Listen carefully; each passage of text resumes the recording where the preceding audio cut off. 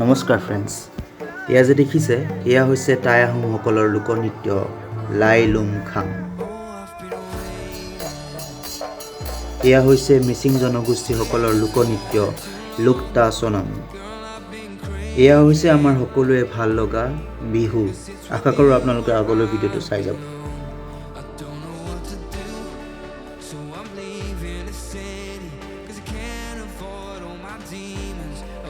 এয়া যে দেখিছে এয়া হৈছে শিৱসাগৰত থকা ৰুদ্ৰসিংহ উদ্যানৰ ভিতৰত ঘনশ্যামৰ ঘৰ।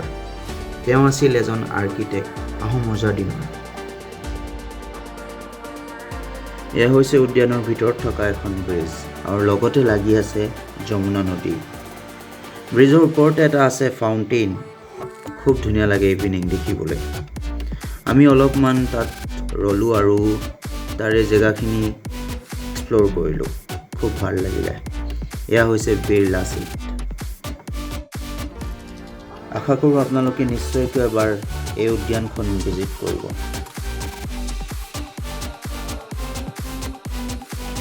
এয়া চাওক ছানছেট হৈ আছে ইফালে। ছানছেট হ'ব আৰু অলপ দেৰি পিছতে। আৰু অলপমান ইয়াত এক্সপ্ল'ৰ কৰিম।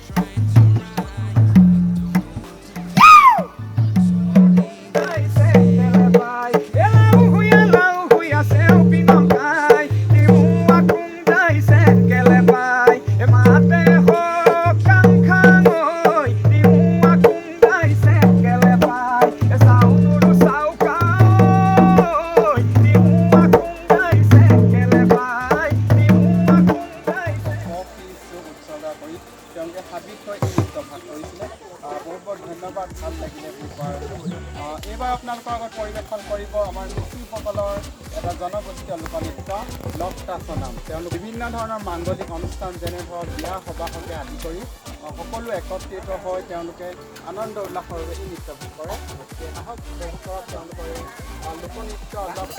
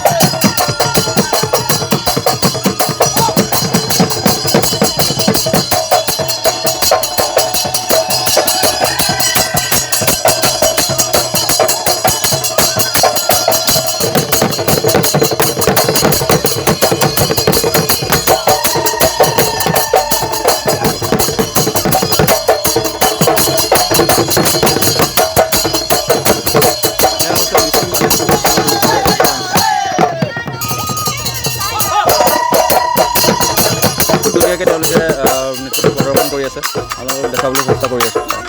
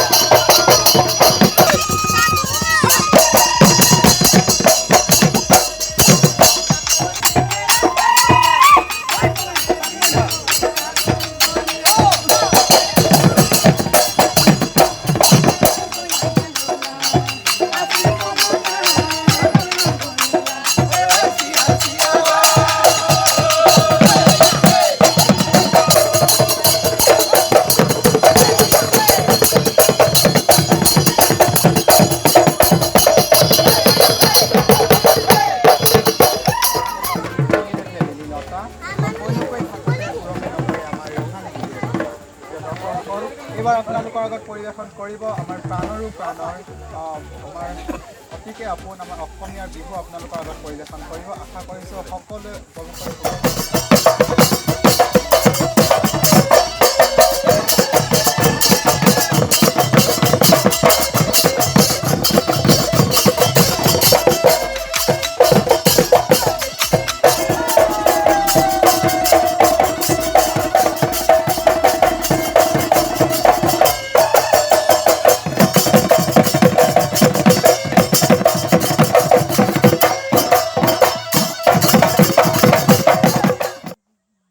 মোৰ লগত আছে প্ৰাঞ্জল গগৈদা যেহেতু অলপ আগত মই ভিডিঅ' ক্লিপছকেইটা লৈছিলোঁ আৰু আজি তেওঁ অলপমান ক'ব এই ইভেণ্টটোৰ বিষয়ে এই যোনখিনি তেওঁলোকে প্ৰেজেণ্ট কৰিছে ইয়াতে ঠিক আছে হয় নমস্কাৰ মই প্ৰথমে মোৰ পৰিচয়টো দি লওঁ আৰু মোৰ নাম চাও প্ৰাঞ্জল গগৈ আমাৰ ইয়াত বৰ্তমান তিনিটা দেখুওৱা হৈছে ধৰি লওক প্ৰথমে আমাৰ টাই আহোমসকলৰ এটা পৰম্পৰাগত লোকনৃত্য লাই লুম খাম বুলি কোৱা হয় সেইটো দেখুওৱা হৈছে আৰু এটা আমাৰ মিচিং জনগোষ্ঠীসকলৰ এটা জনগোষ্ঠীয় লোকনৃত্য লকটা চনাম বুলি কোৱা হয় সেইটো দেখুওৱা হৈছে আৰু লগতে আমাৰ অসমীয়াৰ আৱেগ বিহু আপোনালোকৰ মানে সামৰি লোৱা হৈছে তিনিটা হয় এই তিনিটাই বৰ্তমান আমাৰ সামৰি লোৱা হৈছে আমাৰ স্থায়ীকৈ মঞ্চ বৰ্তমান হৈ উঠা নাই এইফালে দেখাইছিলোঁ মই লৈছোঁ ভিডিঅ'টো সেইটো হ'লে আমি আৰু যাতে কৰিব পাৰোঁ চেষ্টা কৰিম আমি দৰ্শকৰ সঁহাৰিও আমাৰ যথেষ্ট এতিয়া উৎসাহ দিছে হয় আৰু লাগিব ধৰি লওক বিচাৰি হ'লেও আমাৰ নতুনকৈ এখন অপেনিং হৈছে তো যথেষ্ট সঁহাৰি পাইছোঁ আৰু সঁহাৰি বিচাৰিছোঁ আপোনালোকৰ ইমান ধুনীয়া সঁহাৰি দিছে হয় হয় খুব ভাল লাগিলে মোৰো খুব ভাল লাগিলে আৰু অসমৰ ৰাইজক কি ক'ব আমাৰ পাব্লিকক হয় অসমৰ ৰাইজক ক'ম এইটো এটা ব্যতিক্ৰমী প্ৰচেষ্টা বুলি ক'ব লাগিব যিহেতু আমাৰ প্ৰায় দেখিবলৈ পোৱা নাযায় তো আমাৰ শিৱসাগৰ আহি পিনাই বাকীবোৰ চোৱাৰ লগতে আমাৰ এই পাৰ্কখনো চাই যাবলৈ সকলোকে মোৰ ফালৰ পৰা অনুৰোধ জনালোঁ হয় ইয়াকে ক'লোঁ ঠিক আছে ধন্যবাদ